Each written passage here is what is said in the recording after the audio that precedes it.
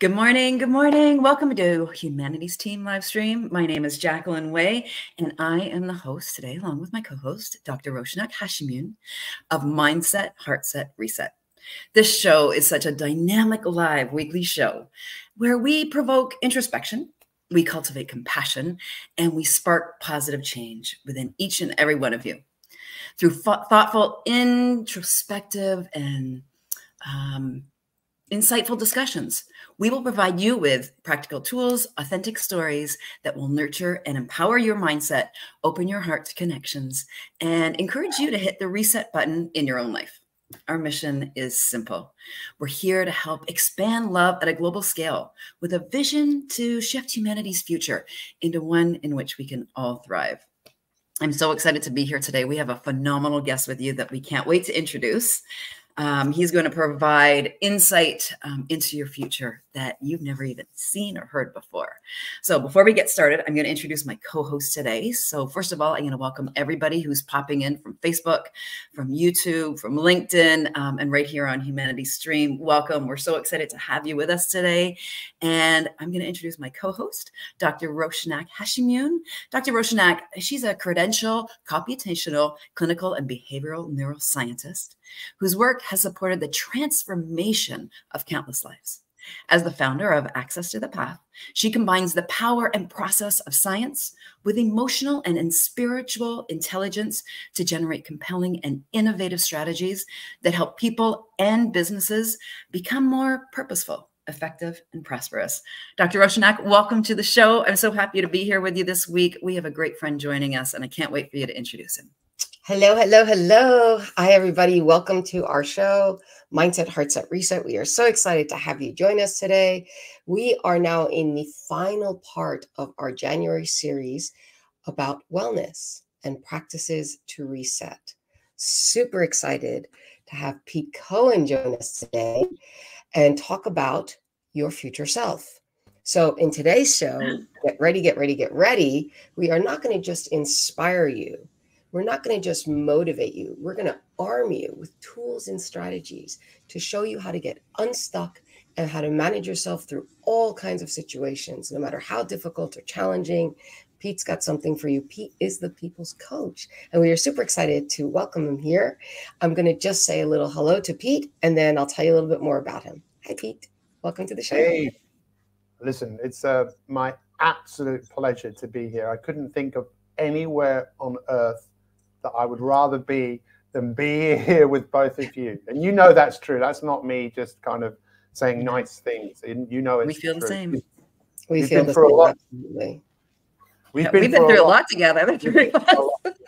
Well, wait. Before we get into all of that, let me introduce Pete properly. A little bio on Pete, shall I? Why not? Alrighty then.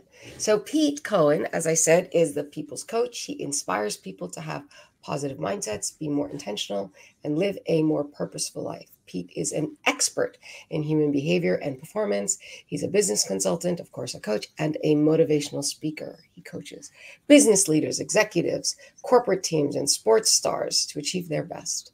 He excels at getting the audience to think outside the box. Pete is really good at that. He's really helping me too. He helps people believe in themselves and get motivated to take positive action. Now, in case you thought Pete was some kind of slouch and he was just saying these things like so many do, here's how you can know that he really backs it up. He's the author of 20 published books, several of which have been bestsellers across the world and in multiple languages, including Shut the Duck Up, Habit Busting, Fear Busting, Life DIY, and Sort Your Life Out. And his most recent publication, Inspirators, Leading the Way in Leadership. He is also the host of the very popular podcast, Future Self, which we'll be discussing today. He's coached and mentored many, many leaders in business. There's a huge long name of them. He's had his own show on TV called The Coach and was resident life coach on ITV's GMTV for 12 years. Yeah, you are all in for a treat today, everybody. Pete has coached numerous world-class sporting stars and teams, helped them reach their peak performance.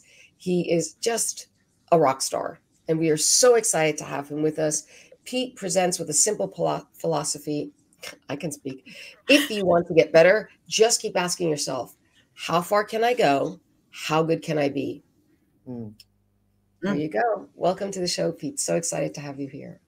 You know, Dr. Martinek, before we get started, I think we need to usually, Pete, we ask our guests like to tell stories. You know, story, how did it all get started? But instead, Dr. Roshanak, how about we mix it up a little bit and we tell the audience, because I got a pretty phenomenal. Oh, wow. Yeah. So I don't know if anybody's ever seen this little short on YouTube or anywhere else, but there's this gorgeous little short, and it's with Matthew McConaughey and the Canadian jazz singer Michael Bublé. And they're in an interview together, and Michael Bublé turns to Matthew McConaughey. He goes, you know, I have the story I have to tell you. I go to bed with you every night.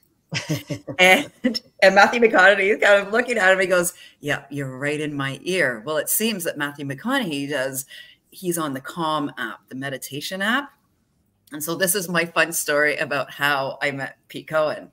And a couple of years ago now, it was 2, maybe even 3 years ago now, I had a summer, it was right around COVID. Actually, it was right in COVID. And I decided I really needed to start a gratitude practice. You know, I had the kids home, it was chaos. I needed to just focus on my own happiness so I could provide that for my family. So onto YouTube I go and I search, you know, gratitude meditation, and one comes up and it looked great. So in it goes in my ears every day for like 30 days. I listened to this, not only listening to it once a day, but I'd like go out for a walk. I'd go out in the evening, and I kept redoing this gratitude meditation. And what I loved about it is right towards the end, the person's voice goes, and if you do this 365 days of the year, every day of the year. And I went, oh my God, this guy's teaching, you know, speaking my language. As you'll see, my charitable organization is called 365 Give, and I'm about giving every day. And this guy I was listening to was about gratitude every day.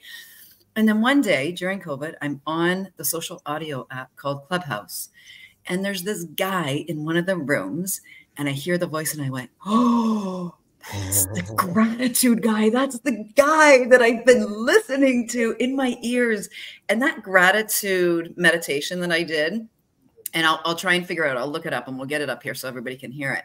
That gratitude meditation I'm doing, it got me centered again. It got me connected. It got me back to myself during COVID at a very difficult time where I could just tune into a few minutes to myself, even though I was surrounded with my kids and everything that was going on. And it really changed my world. And then to hear Pete and to get to work with him and get to know him, and then not only here, but so many other places and spaces we've worked together, has just been a gift of a lifetime. That he was there and now he's here. And I just kind of go, what a beautiful full circle moment. So Pete, thank you for being the voice of calm and sanity in my ears during a very difficult time. This is what I'm excited about our audience getting from you today, is they get the beautiful experience that I got to have with you for so many days in a row.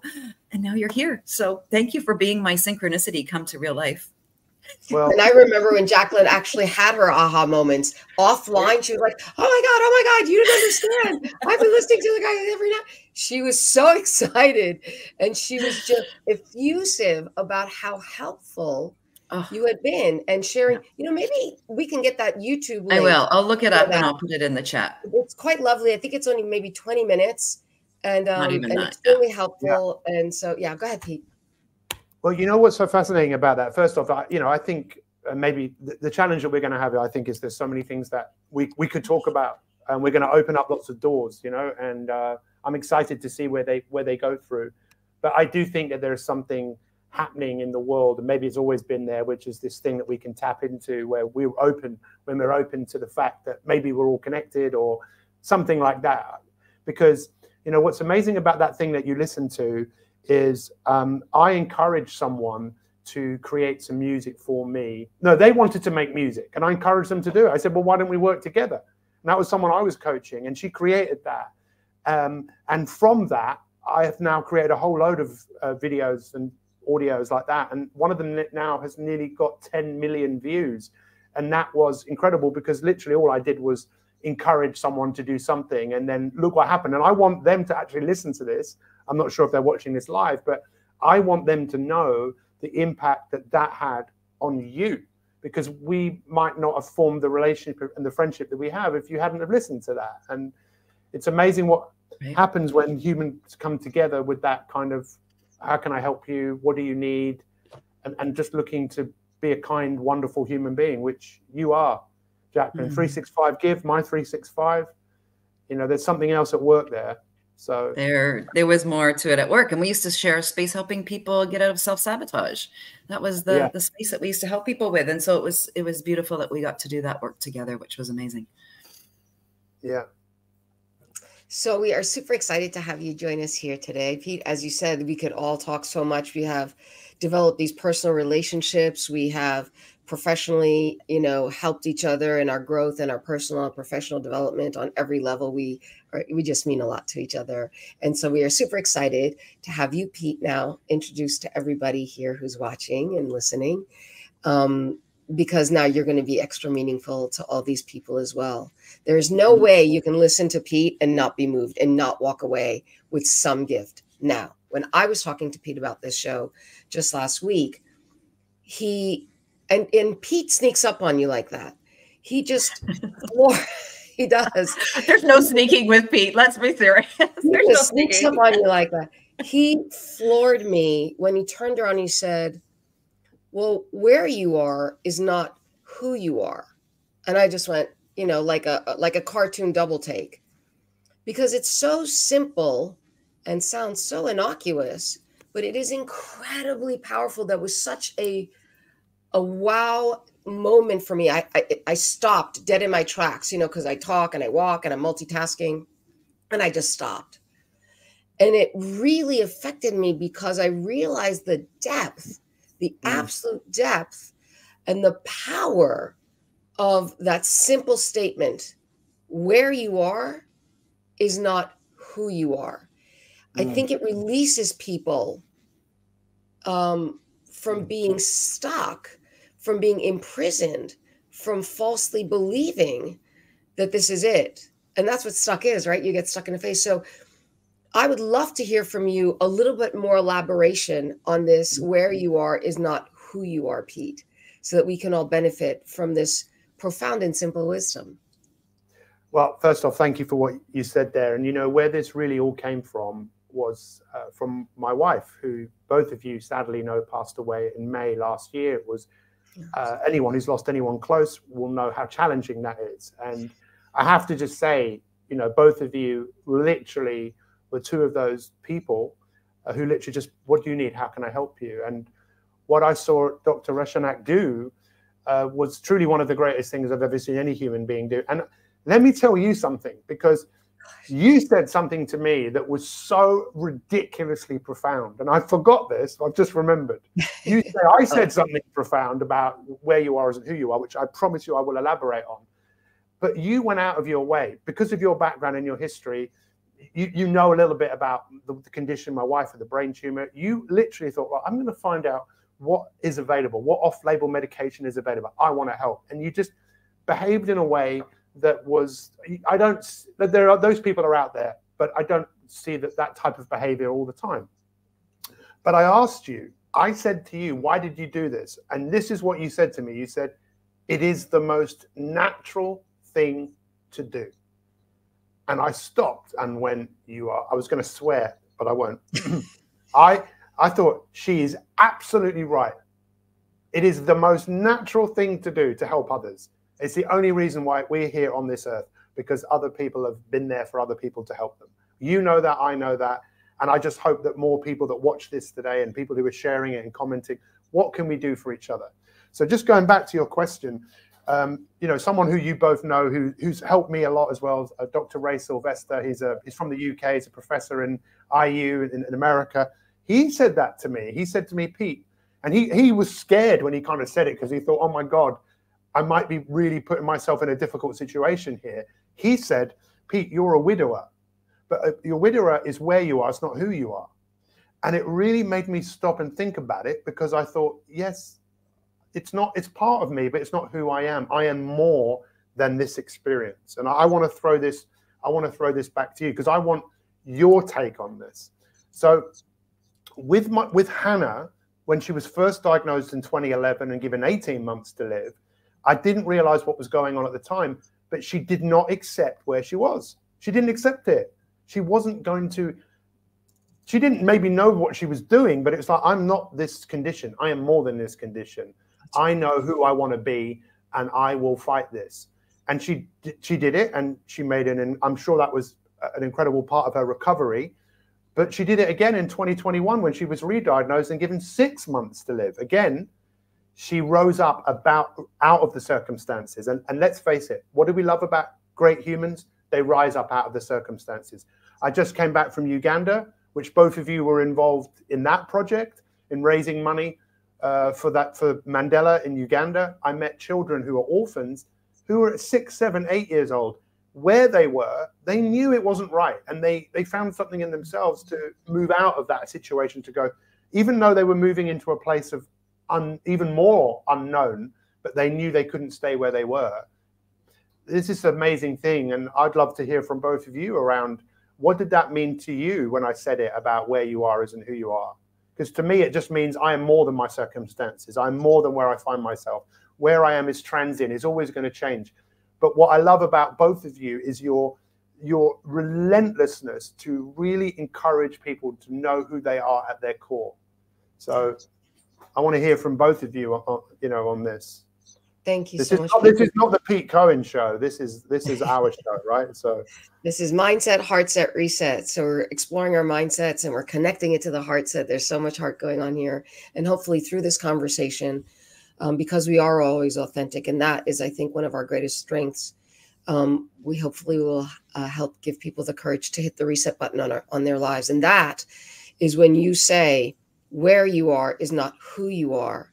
I think what that does is it relieves people of the false association, because the brain will, loves to associate. That's how we learn. One thing and another thing within a given time period, the brain makes an association. And that then comes into the framework of previous experiences, biases, etc. And so if you, let's say, have had a streak where you've gotten stuck in something, and usually we do have things that are, not just an acute stress, but a chronic stress.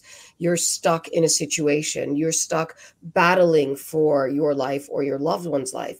You're stuck trying to build a company. You're stuck trying to move into a new career. You're wherever it is that you are stuck. The reason you are stuck, as opposed to going through a phase, is because you believe this defines you. And that is the power of where you are is not who you are. It is the simple and truthful reminder that this is just part of your journey. You're on your way. I have to tell you, I've got a lot of hair on my back, right? And it's all just stood up at a right angle with what you just said there. Profound. And I'm sure other people, I can see some comments here. There's that wonderful, I don't know what it is, but it for me, it's you're so right. We are more than where we find ourselves.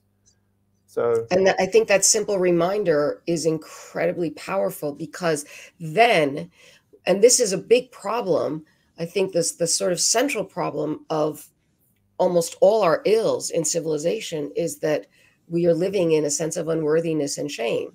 And so when we have a difficult time, that triggers that, and we feel that we are unworthy rather than we are in a situation and we can make it an amazing experience instead of like a noose around our necks. And being able to understand that I am doing, and I am managing, and I am experiencing, and I am moving, and I am in the process of enjoying the experiences of what I want my life to be. Because the moment that we connect to some narrative or story that we've internalized that connects and triggers that shame, we are stuck as opposed to moving through. So where you are is not who you are, to me, is incredibly powerful on that level. So thank you for sharing that with us, Pete. Yeah. What about you, Jacqueline? What's your kind of take on that? Well, we have the privilege that we get to work with Neil Donald Walsh on a regular basis. And it's one of the things that he always comes back to. And it was one of the things that I learned from him when I first read his book, Conversation with God, years ago. And you have to define for yourself, like, who are we? What are we actually doing here? And when you begin to define that for yourself, you embody that. So for me, when I answer that question, I am love. I am so clear on that. I embody it in my life. It's how I show up. It's how I start each day. It's how I choose to get through my days, knowing that everything's always going to change. So, change could be, oh, I get a call from the school and one of the kids had an accident. My day is now going to the hospital because somebody needs some stitches. Or it could be as profound as somebody in your family dies, your partner dies, something that rocks your world in different ways. You get a divorce, you have to move homes. There's so many factors in our life that are continually ebbing and flowing and changing. That is life. It's always changing. So when you get really clear on who you are, I love, the Moses Code. I am that I am. When we begin to know that connection, that I am that, which is the mirror reflection of you, we are actually connected. When I look out at the forest and the trees and I say, I am that connects me to the bigger picture of everything. Then I'm clear on what I am, who I am, why I'm here. And the world can evolve around me. And I'm not saying I don't get stuck. We're going to talk about, our path and what that journey looks like. But this has now given me the ability to create to my life versus get stuck in it or not to be able to see it for what it is. Now I'm excited to be here every day, to take my breath, right? To have my gratitude, to look out at the world and say, yeah, I am all this, and what a beautiful gift it is. So it's changed my perspective. It's a great question. I think everybody needs to answer that for themselves. Yeah, it is such a fascinating conversation around, who are we? And so much fear, I think, is around that introspection. I remember reading about a study years ago that showed that people would prefer to have an electric shock than actually to spend time alone with their thoughts. And I know so many of us are into, AI, but this ancient intelligence, this intelligence of being aware of self, being aware of who you are at your core. And I haven't figured all that out. I'm still someone who's very curious about humanity and why I am the way that I am, why I think the way I think, but to realize that I am more than all of this experience and knowing who I am at my core.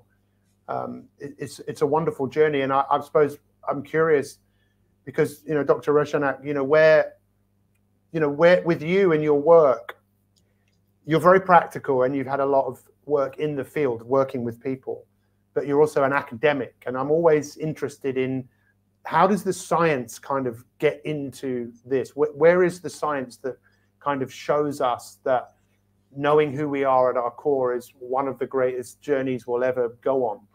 Is it worth it? Or is it just worth just kind of drifting and being like everybody else? Or, what's in it for people to really discover the essence of who they are? That's a whole, That's a whole show. Let's go with it.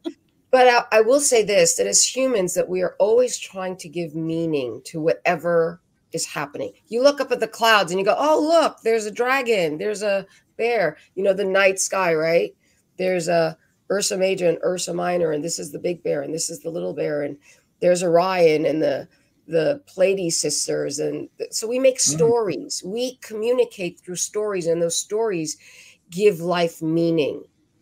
If it were just one independent event after another, there wouldn't be something to which we could, as spiritual beings, connect, because in fact, that's not why we're here. We are not incorporated into this mortal coil. We are not incarnated to just be floating around.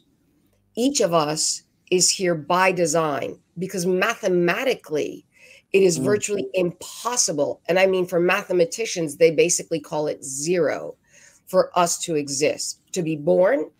And then I'll say what my dad told me when I was young. And at the time I was like, wow.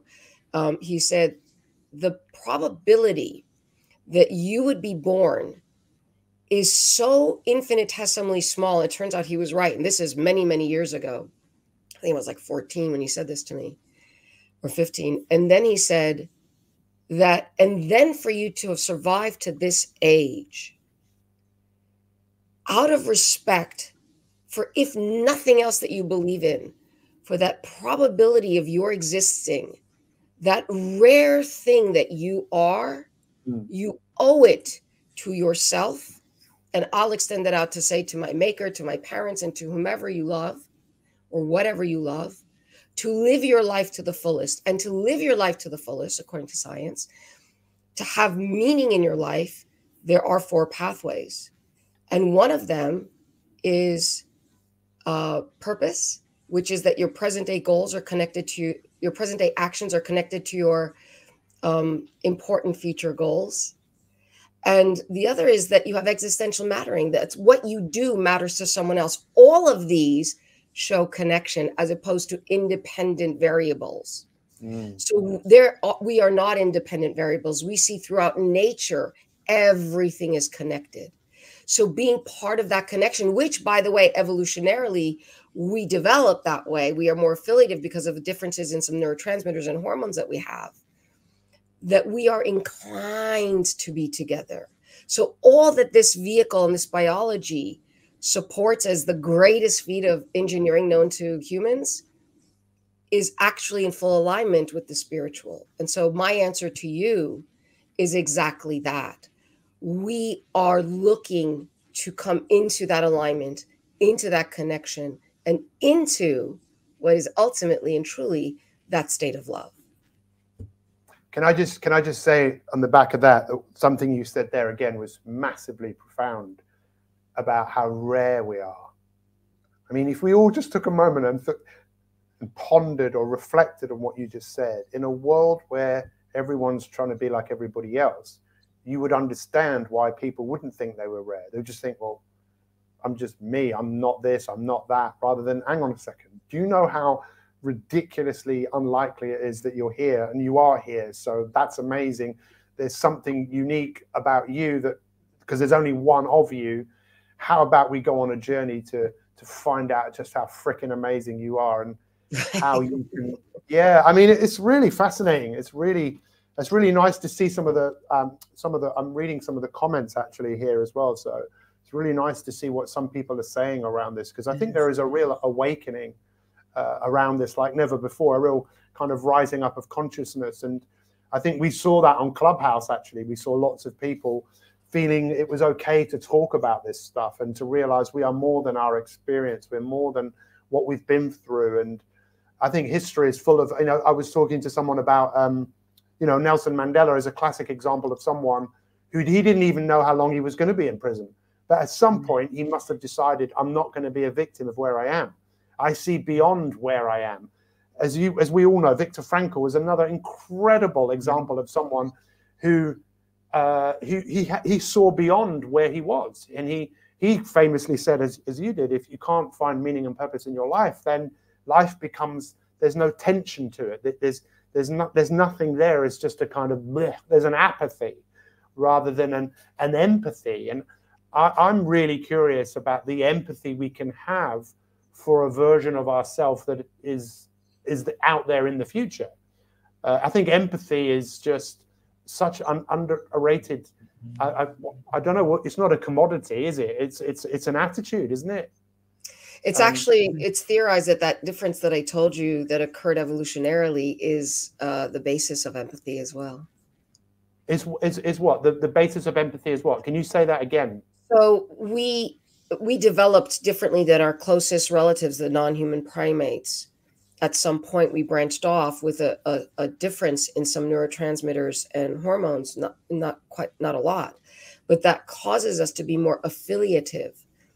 And they think, or it is postulated, it's theorized that this difference could be the basis for empathy, for compassion, and even for language. Wow.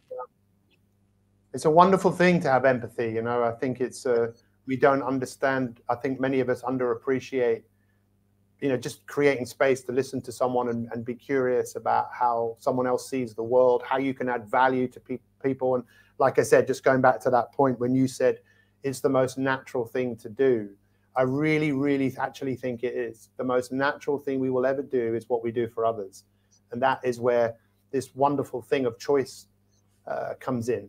That humans, we look at the choices that we make. What are the choices that we're making? And where are those choices leading to? In psychology, there is this term called a default future, which is so fascinating. When someone told me about this, I thought, I'm going to go and look into this. What does this mean? And it means that most people know in some way that many of the things they're doing is going to create a future they don't actually want, rather than thinking about a future that we do want, something we want to create. And, I'll just bring in just a little piece of the science around this, which, again, Dr. Roshanak, I would love to hear, and Jack, I'd love to hear what you have to say around this. But this kind of blew my mind, that some studies where they put people in fMRI machines, where they can see brain activity, and they would ask 3 questions. They'd ask people to think of themselves, and we'd see a region of the brain light up. Then we'd ask people to think of a stranger. We'd see a different region of the brain light up. And then we'd ask people to see themselves like a year in the future. And it probably won't surprise people that are watching this, but for most people, they associate that version of themselves to be a stranger. So it's hard for humans, I think, to have empathy for people they don't know. And if you don't know that person, most people have empathy for the person they're going to be tonight. If I said to everyone watching this, what are you doing tonight? What are you doing tomorrow? Most of us know that that version of ourselves already exists. So we have empathy. We know what that person probably wants. But it's really fascinating when we start to see a version of ourselves that is beyond just a few days and weeks and months. And I like to think of myself like a lawyer sometimes that's representing the person that you could become. And Jacqueline, you mentioned about Matthew McConaughey in that Oscar-winning speech. Well, you mentioned him actually, and in his Oscar-winning speech of 2013, he said, in fact, it's really fascinating. He said he didn't plan what he was going to say because he didn't want to be egotistical to think I'm going to win, so I'll prepare my speech. He got up and spoke, and then he said at the end, lastly, I want to thank my hero. And he said when he was 15, a very important person came into his life and said, "Who's your hero?" And he went, "I don't know. I need to think about it." He saw that person again a few weeks later, and the person said, "So who's your hero?" And he goes, "I've thought about it. It's me in 10 years' time." He then saw that person when he was 25, and the person said, "So are you your hero?" And he went, "No, not even close. I know who I'm chasing. I know who I'm pursuing." And that's something I have learned to do. I never used to do that. I was living in a completely different way that wouldn't surprise either of you. I was trying to prove myself, running away from a past, trying to get love and appreciation. But now I love the person that I'm becoming by what it is that I'm doing every single day. And that's part of this kind of philosophy of living my future self today. So I love that, Pete. And I love that you brought that up. I know that speech very well. I've heard it many times myself, and it's so perfect for today and what we're talking about. And it almost leads to the next question that, we really want to talk, how can people, and there's lots of people listening today, how can individuals begin to distinguish where they are right now in that future self? Because when I begin to feel that for myself, I go, well, yeah, I'm going to be there's a lot of things I want to do. There's a lot of experiences I want to have. There's so many gifts that I want to give the world that I know I still have to give. But sometimes it feels a little confusing. Like you said, you're not actually attached to that person in the future. So how can we take right where we are today and start to see that person in the future as who we are? The first question we asked is, how do you determine who you are? Answering that question is, I am, what? And we've already talked a lot about that, but how can we take that part of ourselves? The word love keeps coming up every time you speak. How can we take that love for ourselves, the love that we are, and then take that knowingly into the future and all the beautiful experiences that go along the way? How can we help people do that today, where it's not that that person is so far away that I'm never going to attain it, but it's a continuation of who we are, a growth of who we are, maybe even.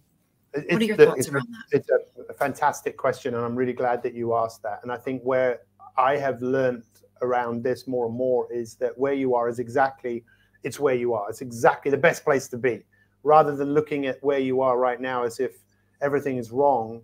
No, this is the best place to be, the best time to address anything you want to address. So not coming from blame, shame, or criticizing. You know, you've probably done the best that you can. But what you're saying is, I would encourage people, that version of yourself that already exists, you already are that person. That's who you are. You know, it depends what your beliefs around time is. You are that person. And it's, you know, I think right now, I know that, you know, people who are watching this, chances are they're doing something else at the same time, or they might be listening and, you know, they're talking to themselves. We all talk to ourselves. But what's really interesting, Jacqueline, is this relationship that we have to ourselves. Who are we actually listening to? You know, I don't mean outside of ourselves, which is a problem because there is so much information. The guy that won the Nobel Prize in 1972 said the biggest problem in the world is there is too much information. So who are we listening to? But I'm talking about who are we listening to? Morgan Freeman did a video where he's talking to the camera and he goes, I want to talk to you about, you know, that person, you know, that voice. And then he stops talking, but then you hear his internal dialogue. It's really clever. But I think we all know that there is a moral part of us. And the Romans called this part of us the genius. If you go and Google the etymology of the word genius, it means the moral authority. And that's the part of us that I would like to think that most people, maybe all of us, have that part of us that would say, do the right thing and know what the right thing is. And it's just a question of whether we want to listen to that, what some people might call your higher self. I'd call that your future self. So in answer to your question, I'd say, you don't want to come from a place of lack, like you are not this person, because then that drives anxiety because you're thinking, I need to be always out there. I think it's recognizing that version of you exists today. And the best thing you can probably do to manifest that version of yourself is to be intentional about what you do every day. So you're incredibly present. You just know that these are the things that I'm doing to make tomorrow a better day by what I'm actually doing today. So I know that's a big answer to the question, but I'd love to hear what your thoughts are on that. Yeah, I think that was the perfect answer, that it's the reminder that, you know, the present moment is all we can imagine. We can do the boards, we can do the vision boards, we can, you know, cut the magazine. You know, in my day, we used to cut magazine pictures out. Now you just do it all on Canva and put it all together. But, you know, you can imagine that person. But I love that you said that we already have it. It's already right here. And when we really tune into that voice that's guiding us, our own positive inner voice, we have both. We have the inner critic, but we have the voice that is also our guidance system as well. And when we can tune into that, then every step we take is from that voice, is from the guidance that's going to get us there, and the beautiful journey that we get to take all the way along the way. I'm not even going to get into that journey yet, because that's a conversation for a little further down the road. But, you know, Dr. Roshanak, what are your thoughts? Oh boy. Yeah. Which aspect of this should we address first? Well, the present moment, right in front of us. From a selfish point of view, I think I would like to hear your point on that future self and the relationship on knowing that person already is here. You know, there's nothing devoid. There's nothing wrong with you. I'd love to. What's on your heart? I just would love to hear whatever you feel you want to say on this. So I think, you know, first of all, time is a human construct. It is not necessarily linear. And we can also consider that we are always in the now, because where will you find the past and where will you find the future? So if you're always in the now, that means the past and the future are also now, not in a way where the past causes you depression and regret and the future causes you anxiety and fear, but in the way that there is a calmness to knowing that you are here to be the expression of you. And that sounds a little like, huh? But think of it this way. The number one regret of the dying is, I wish I'd lived a life that was true to myself and not what others wanted for me. The vast majority of us are living in personas, constructs that we created when we were quite small and our brains were very much still developing. And due to the learning that I mentioned earlier, we noticed things happening in time that were close enough that we associated them right or wrong. And one of the things that we confounded was love and attention. And so to please our parents, who are also the ones who have our, primitive needs that everybody thinks is a primitive need, like food and water and shelter, met, but also the very absolute necessary primal need for love, affection, and attachment, which, by the way, attachment is not learned, although it can be changed. So in confounding love for attention, we start to develop, as we were saying before the show started, shadows, parts of ourselves that we psychically, surgically remove because we think if we have those qualities that we won't be loved. To make ourselves worthy of love, we change ourselves. We deny parts of ourselves. All of us are sinners and saints. All of us are angels and murderers, depending upon the situation. When you own that, you can bring that forth. So there is no shame, because every single person owns every single thing, every single behavior that's on the spectrum of all possible behaviors. And when that's yours, you can choose when or if you will show it and modulate how much.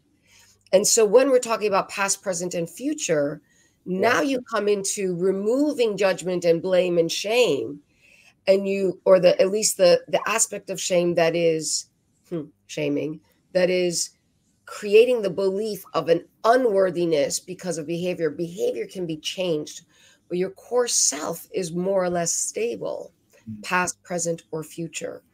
And when you remove the fear and the shame of the I won't be loved and what I need to do to get attention, which is what I equate with love, then you're free, you're liberated.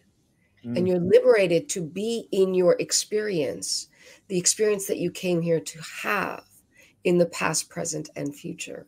So there isn't a judgment across them, but there is a guidance. There is a wisdom. The future can guide you, while the past, if you take the time to embody and process the events, then you have now wisdom. So wisdom and guidance come together in the kernel truth of who we are, that allows us to express in a way that serves both ourselves as individuals and the collective, the global, the whole, the community. When you speak, it just again throws that light on the getting to know thyself. On the who was it that said, not Socrates, Plato. To know thyself, actually, and I think in its origin was more about getting to know your limitations.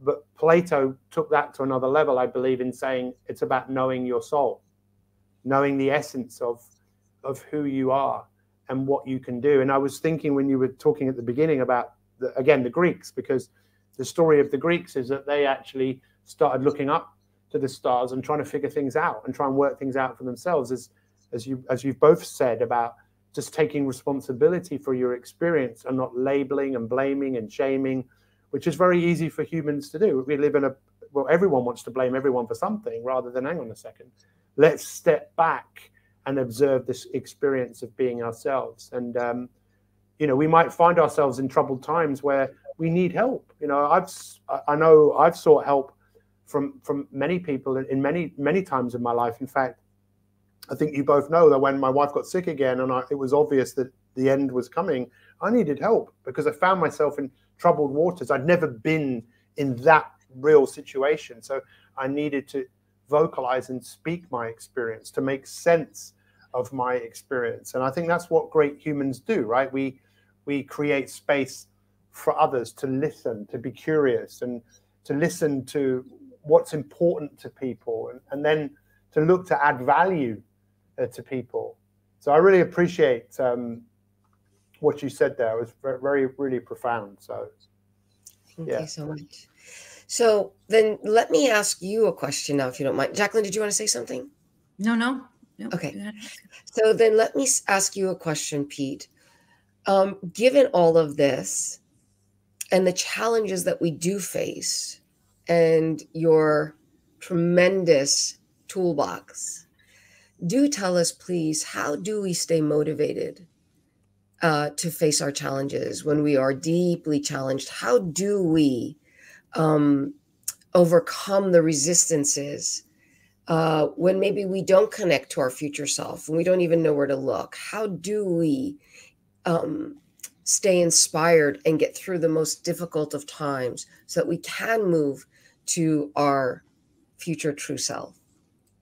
Well, I think being in an environment that supports you is really important. People who hold you accountable for who you are and what you say you're going to do. So I think we should never underestimate the power of what some people might call the mastermind.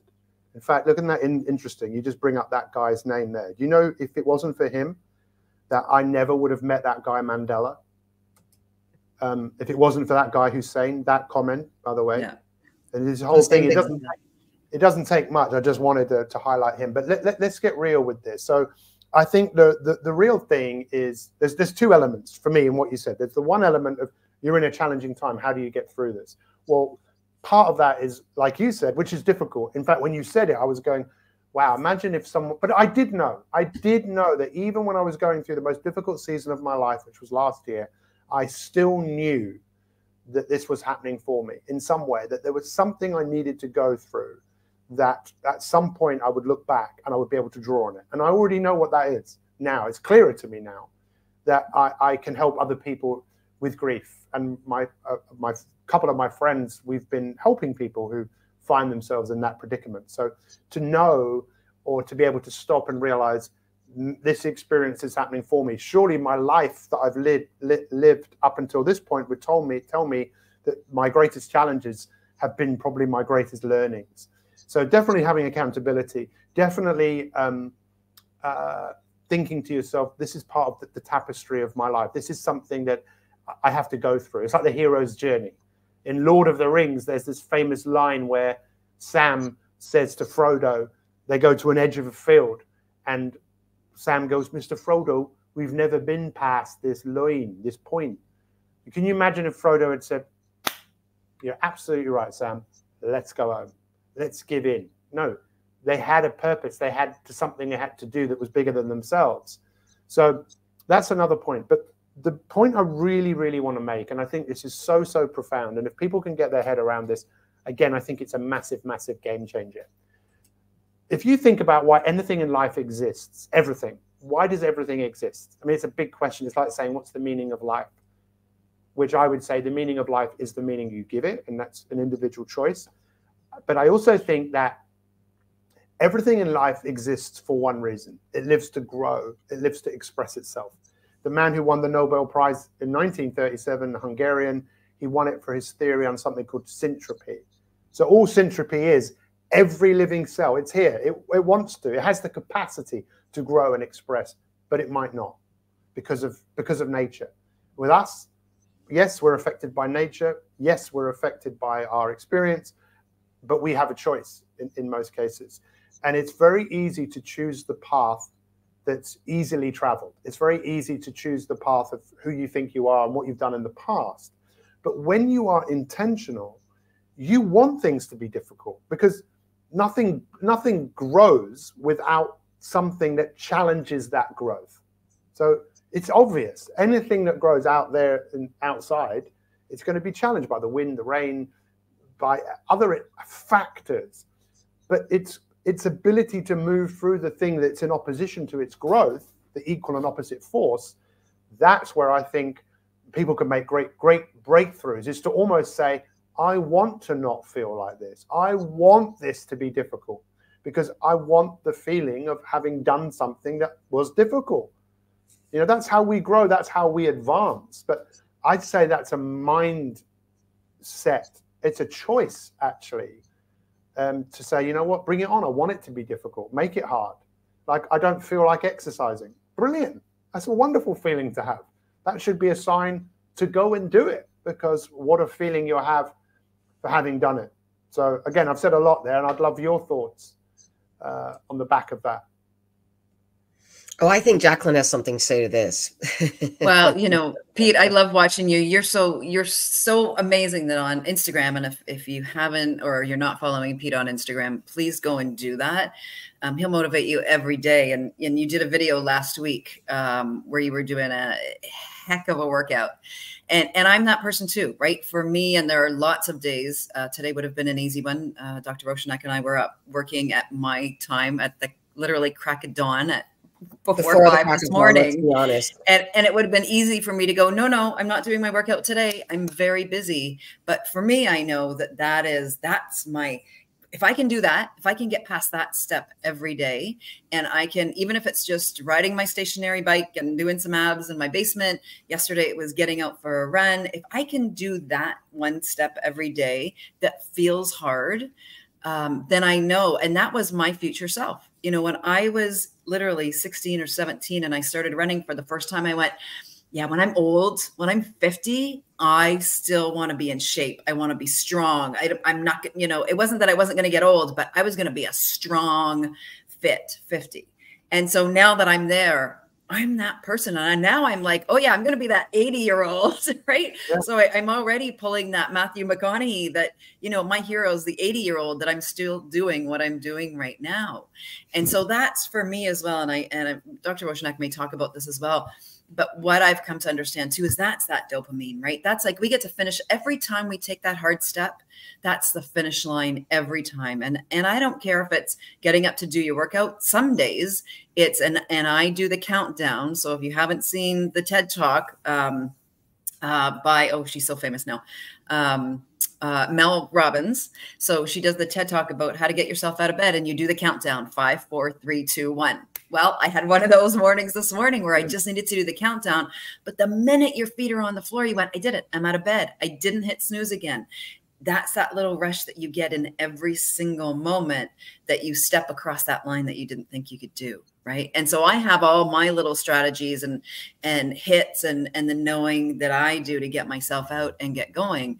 But the rewards are so worth it, because every time, I mean, yesterday when I stepped out of my house, Dr. Roshanak knows this, to go for a run, I literally, right out of my yard, there's a rainbow waiting for me the moment. And I said, I'm going to chase rainbows today. I was having a tough morning, but I knew just taking that step out to go for that run.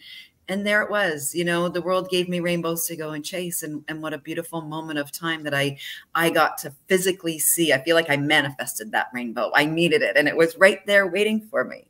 And that's that beautiful moment where we go, I felt like I had created that moment for myself. And that was my biggest reward. Dr. Roshanak, what are your thoughts on this one? Yes, it's chemical, but for me, it's also, you know, this manifestation that we get to create for ourselves. Yeah, sure. Pete, did you want to say something? Well, it's just that thing about movement, you know, it's fascinating, right? Because we only are designed to move, but, you know, cavemen would never have gone for a run for no reason. You know, it would just be because they had to. There was no choice. And for us, because we have choice, well, why do that? Why do it when you don't really need to do it? But if you have a different relationship to it, then the chances are you will do it. And, you know, it's fascinating, the work of not Gabrielle Oettingen, her name's, she's written a book, Kelly McGonigal has written a book called The Joy of Movement. And this research was amazing. It's obvious, it's so obvious, but sometimes you need someone to tell you the obvious. That she said that research now shows that when we move, yes, there's dopamine, yes, there's endorphins, but there's also this, what they now call hope molecules that you feel. Myokine. You feel, exactly, you just feel more optimistic. And I want that feeling.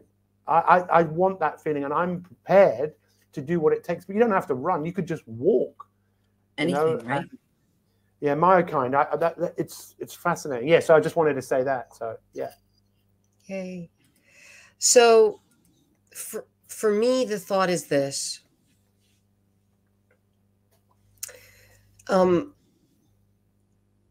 we hear so much, especially in the US, that things should be easy. They should be great. We should be happy all the time. And when you've accomplished and when you've achieved, when you've succeeded, when you've gotten to the other side, it'll be easy street. It'll be no worries, no resistance. Everything will fall into place. To which I say, that is not a fulfilling life. We do not feel fulfilled when we are checked out. I mean, that's just kind of, think about it. Do you ever feel really fulfilled and elated and ecstatic when you're checked out? No.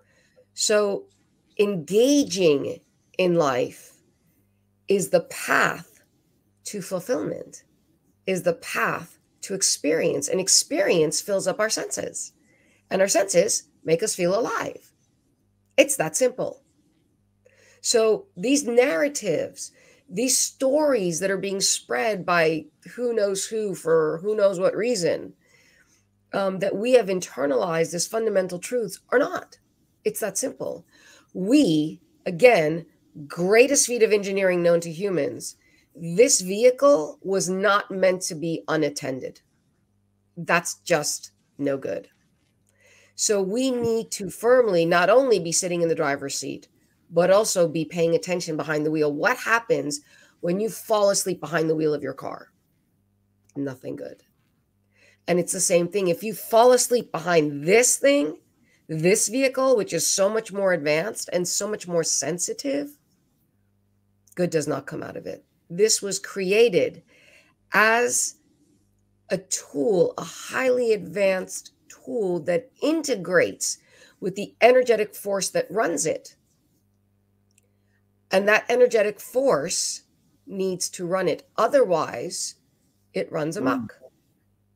And we are lost. We are in chaos. We are in confusion. We are unsatisfied. We are dysregulated. The list goes on. So staying engaged is living effortfully. And that's not bad. That's amazing. That's your blessing. You know, what you said there about, you know, that energy force. I mean, I would call that love, right? That energy force of being in love and giving love. And but this is also where it's hard for people, is to love what you do. And let's be honest, if you don't love, I mean, I know what people say, I don't like exercise, but I still do it. But yeah, but what happens if you loved it? What happens if you just loved even not loving it? You know? Exactly. That power is just ridiculous, because you're Yes. much more able to continue to do something that you love to do, like love meditating. I just realized today, actually, that there's a practice that I do every day that I've not done today. I did it this morning, but something happened, so I didn't finish it. And I was thinking, okay, well, when this finishes, do I go and do that practice? And then I was hearing a voice in I was just starting to become aware of a bit of a debate going on, you know? And it's like, well, it's my choice, isn't it? And I think it's fascinating, the choices that we make. And I wonder, on the back of us coming together today, for you, for me, for all of us who are watching this, is there anything that we might do a bit differently? And I'm sorry, I'm taking over here for a second, because, you know, I've shared this out, and I know people will watch it in the replay. What can we do for the two of you in terms of, you know, what you're doing? If people want to know more about Future Self, and they can find me and follow me, and I can share. But in terms of what you guys are doing and your vision for this, what is it? Where is it going? And how can we help you?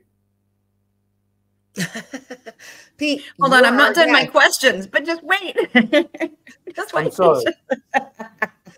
You're our guest. We have Pete, questions for you. People exactly. can listen to you. We're not quite done. Very much what you're saying. Fine, we can carry on Go to as our long websites.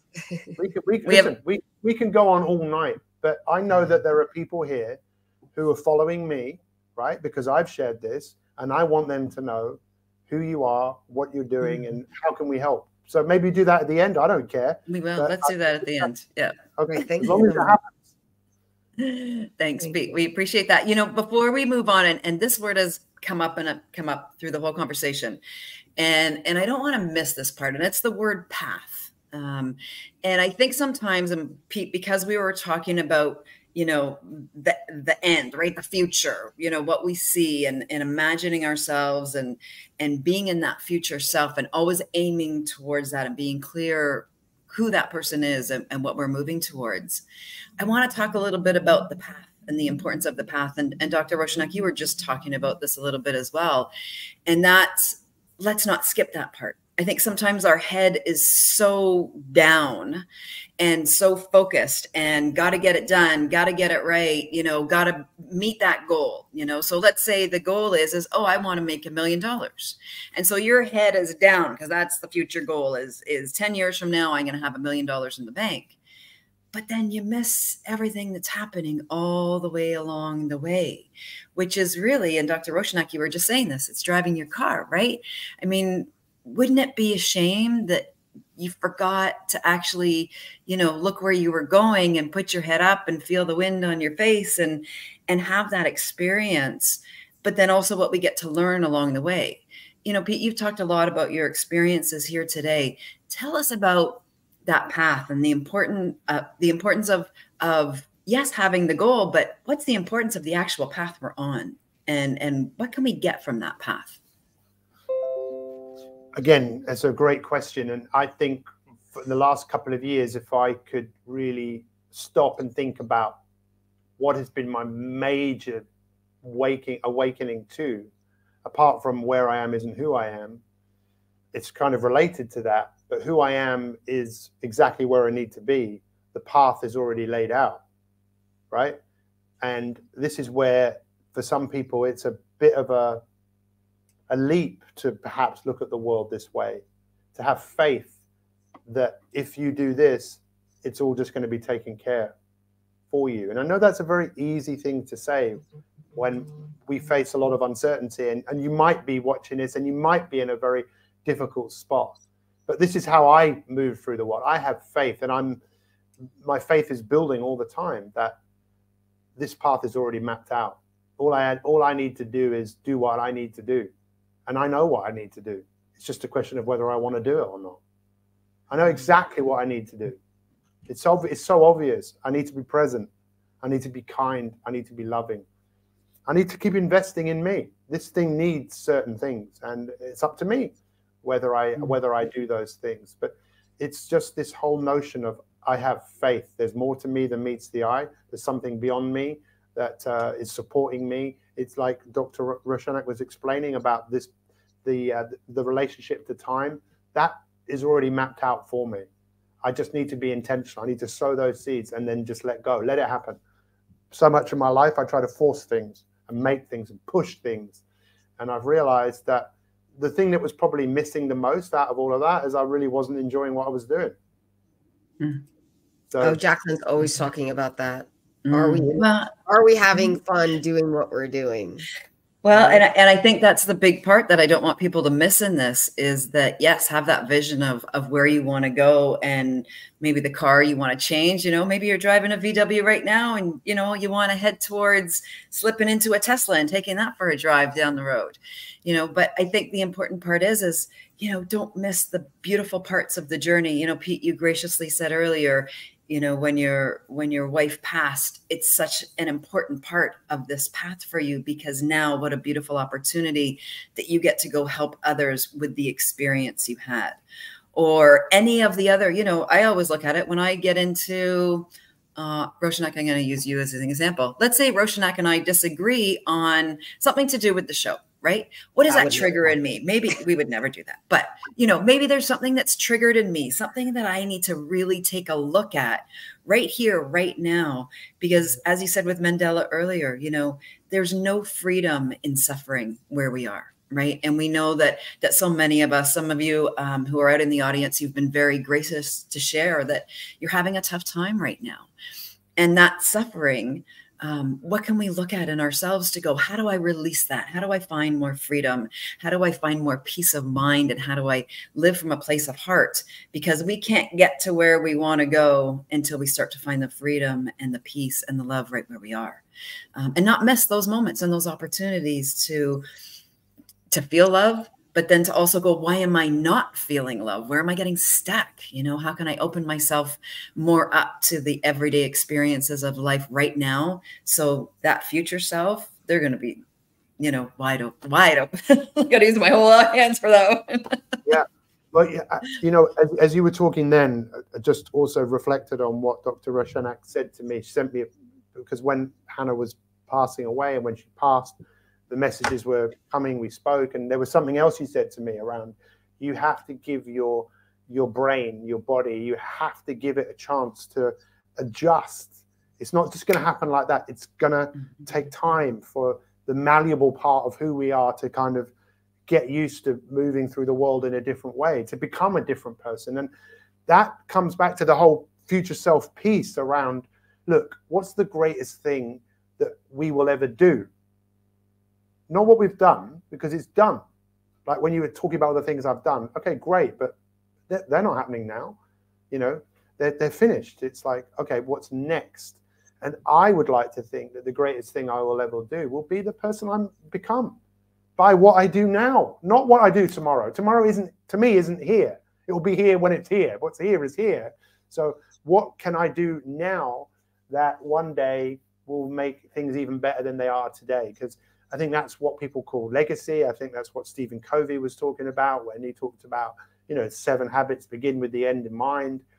And one of those projects, as you know, is this project with Mandela, you know, going to Uganda and seeing, I think, wow, this is something I can pour into. This is something that I can be present and make a difference. So I don't know if I'm the only person, but I still feel privileged and lucky. And I still feel like part of me feels I've only just got started in this game of making things better than they currently are. I love that. That's beautiful. I know. Pete, can you tell us a little bit about what you are doing in Uganda, just for the listeners? Yeah. So, you know, I've never bought a farm for someone. But I'm one of these people that often, as you well know, I speak sometimes without even thinking. I'm very impulsive and just kind of, that has got me into trouble sometimes, but it's also led to some amazing things. So, you know, we were on Clubhouse and that gentleman Hussein asked me to go into a room on Clubhouse, and I listened to this guy Mandela, and my question, one of my leading questions, is always, what can I do for you? And I asked him the question, and he told me. He said, well, we need money. We're running out of food. Can you help? So we got him some money. We bought some food. I listened to him some more. I listened to his vision, and he told me that his vision was to buy a farm. So what was the most amazing, and thank you for the help and support that you guys gave. You know, selflessly, I'll give, I'll talk, I'll show up. Right? I'll show up, I'll be there. And you were there. So we bought the farm, and they've harvested peanuts and they've harvested, you know, other things, and they've made money from that. But I went there, and you could quite clearly see that they need more help. You know, they want to be self-sustaining, and, you know, 5 years time, they don't need outside help. But at the moment, we're raising money to buy a tractor. Again, you helped with that. We've raised 10,000. And if we get them a tractor, they can hire the tractor out. They can yield more from what they have. And then we want to raise money to build properties on the farm, so these kids don't live in really tight, uncomfortable 2-to-a-bed. And by the way, we raised money to buy beds for them. Most of them had never slept in beds before. So it's a project that's bigger than me. It will go on way beyond me, but it's something that I invite anyone that wants to be a part of what we're doing in whatever capacity, emotionally, financially, spiritually, educationally. You know, I'd love to take people over there. So yeah, it's great. Isn't it great? Do you have a link? Yeah, we'll find out more about that. I just actually here, I just put it there. Is that? Yeah, pop it in the link. Yeah, that's great. Thank you. Yeah. I mean, maybe have a look. You can put it up. There it is. Perfect. Thank you. Yeah, and I actually made a little video when I was there as well, when we met Mandela for the first time, and that was just, you know, just incredible. I think what's coming out of this conversation for me more than anything else is the wonderful opportunity that we have to pour into something that is making a difference to something else that is beyond just us, you know. Thank you for, I know someone just put that on there as well. That's my 30-day That's his new kickstart program Kickstarter. that anyone can do if they want. So it's free. Yeah. And Pete, that program is so important, because I think that's what we need and what we all need. And one of the reasons, you know, we do the work here that we're doing as well, Heartset Mindset, and it's the reset, because sometimes we just need to hit that reset button in our life. And that's what I love about your Kickstart program, is it feels exactly like that. Because, you know, when we want to reset our life, you can't just come and sit with us here and listen to the conversations. You need to go out and you need to take action. And it's what I love about that program that you have, is it puts people to action every day. It helps to create a new habit. It helps people to reset their mind and reset their heart, and to take action in their own lives, to form and create new habit that feel like you are hitting the reset button. And it's what I love about the work you do for everybody. Not just with this work with the future self, but all areas that you do with your own organization, is you help us all take a look at the areas that we get to reset our own lives, because we have that choice every day. It doesn't have to be New Year's Day. It doesn't have to be a resolution. You know, for most people, what we know, it's now the end of January, and all those resolutions, well, they're already shot. So this is your chance right now to don't make the resolutions, hit that reset button, give yourself a kick in the pants, and go do the 30-day challenge with Pete, because it will change the way you look at your life. And all you have to do is get started. That's the hardest part. Right. The greatest resistance, the activation energy, is just getting yourself to start, because according to Newton, the body in motion stays in motion unless there's some kind of resistance. So if you get started, it's a lot easier to keep going. So right now you have an opportunity, because you're right here and you're listening and you're paying attention. Make a choice. Make a choice. And 5, 4, 3, 2 on it, you know, and boom. Don't think too much. Just do. Let's do it. It's free. So just do it. Absolutely, there's no downside there. You can only win. And, you know, if you want to be really happy and joyful and healthy in all good ways, start now. Well, really, I just want to add a couple of things to that. When you were talking before about how humans evolved and how we outlived some of the other kind of human-like species, part of the theory around that is that we had a smaller brain, but we had this capacity to learn habits, right? So you mean like as compared to Neanderthals, I think. Neanderthals who had these bigger brains, but we learned how to learn habits, so that you could then learn a habit and then you could forget that habit because it was just happening automatically for you. So you just gave me another perspective around, look, whether you like it or not, this is what you got. And you can learn habits, and you can get in the groove, and you can change and evolve and become a different version of yourself, that kind of shedding of the skin and the reinvention. And you've seen me, you've known me for 3 years, and I am not who I was. I'm better than who I was. And being surrounded by people like you is hugely uplifting, hugely inspiring, knowing that you two are out there in the world who care for me and love me as who I am. And that's exactly how I feel about you. So now I would appreciate you sharing, what are you doing and how can we help with what you're doing? I'll let Jacqueline go first, because she is doing something incredible. Well, you know, Pete, I love that you said that. And we're talking about practices. And some of you out there will know, you know, I have an organization called 365 Give. And for me, that's something that is now, you know, I practice giving every day for 365 days with my 3-year-old. And so that's just become a way of life for me. I just don't even know life any other way. But I think the most beautiful part, Pete, and again, going back to that time on Clubhouse, we always say how important those days were. And that sense of connection and love, that's given me the opportunity to also look back and go, not only what's next, but what have I learned? What have I become? How have I more fully embraced all of myself?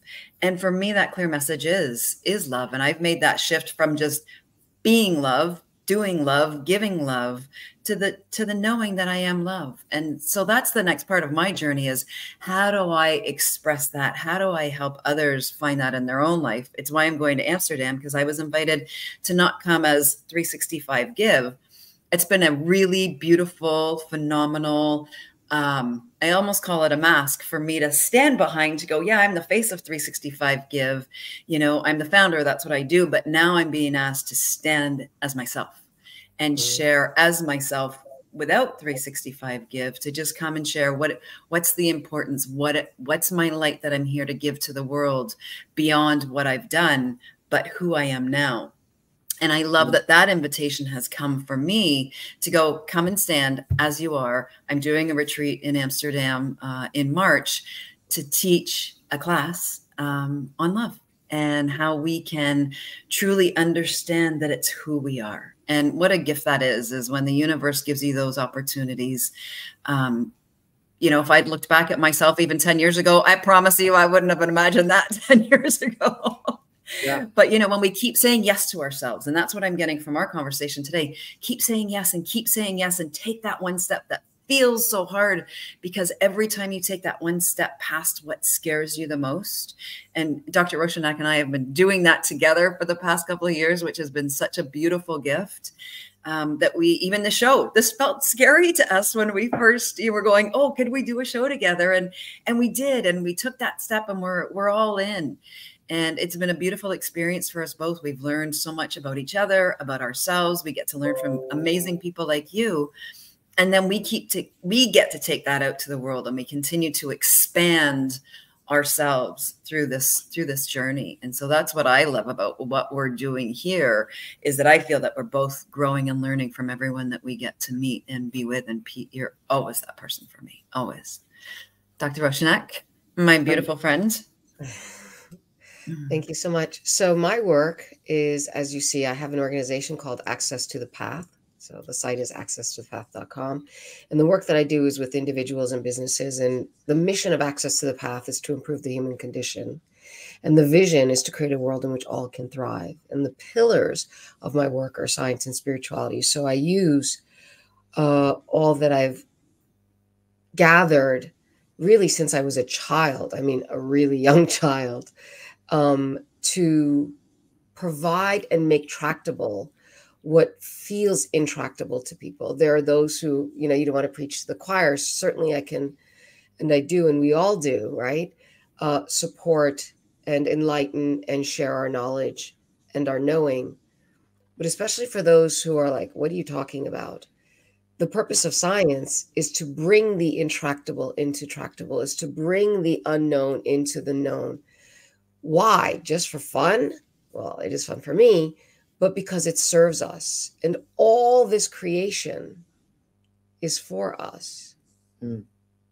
And so the work that I do brings that intersection of the outside in, which is the science, and the inside out, which is the spirituality, that really brings us, that contextualizes the information that we have to support us as the whole, us as the civilization, us as the planet, us as all living things, because we are so deeply interconnected.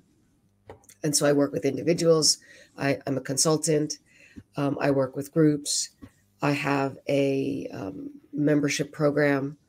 And what I really want to do more of is what Jacqueline and I are doing now, which is amplifying our message. Because as you said, and somebody said earlier, what a treat to be here and what a surprise and what a gift. So people have been loving this. And the more people that you can engage with to support, because if knowledge were enough, nobody would be smoking, nobody would be drinking, everybody would be eating properly, sleeping properly, everything properly. But we're not, because we're human. And what we really need is that connection, that support that we were talking about.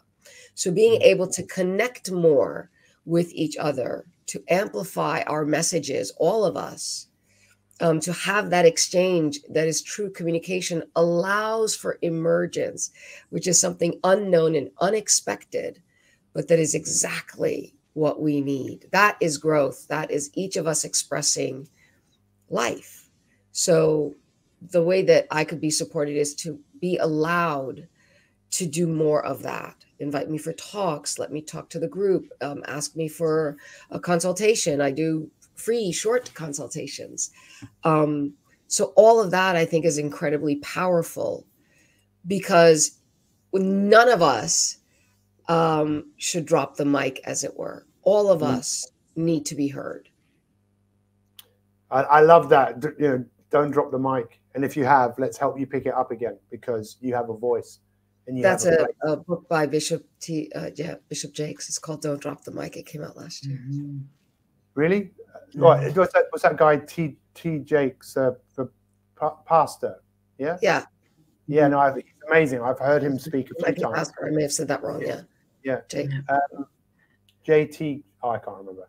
Anyway, I really appreciate spending time with you guys here today. I really, really do. And I can't. In both ways, and we're over time already. So, Roshan, actually want to ask our final question, and then it's a short one, and we only want a, kind of one word answer on this one. And then we're going to wrap up the show for today. So we always like to end with our get off the couch moment, which is really Jacqueline's mastermind.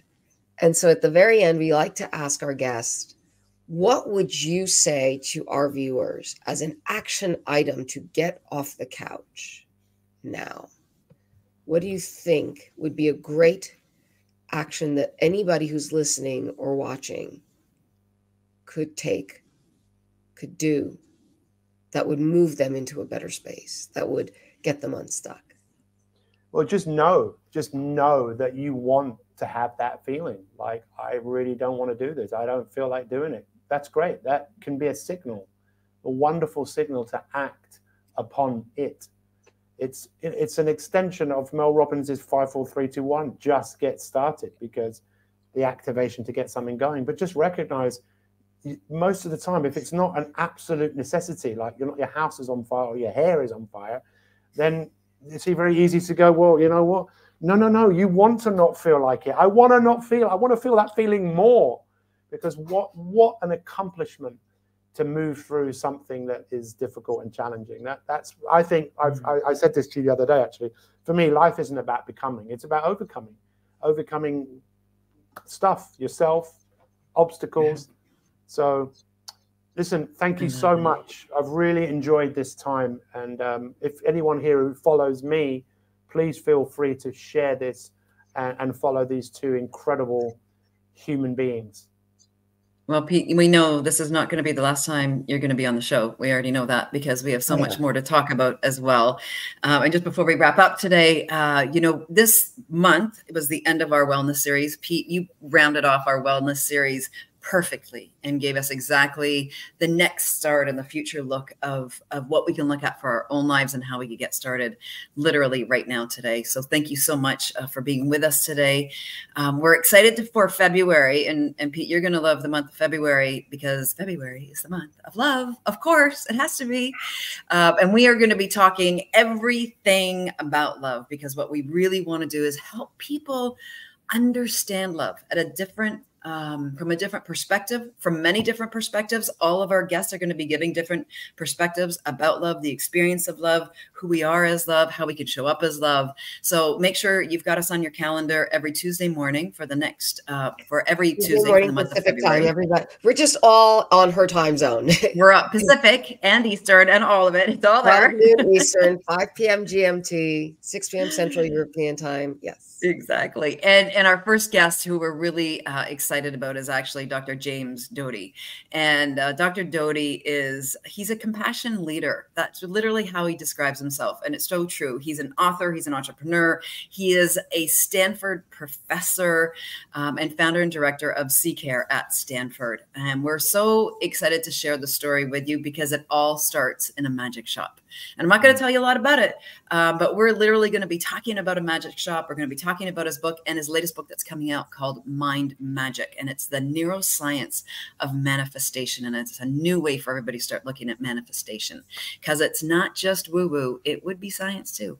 So we're looking forward to having him in our next week. And Pete, thank you so much for being here. We love you so much, my friend. I can't describe it.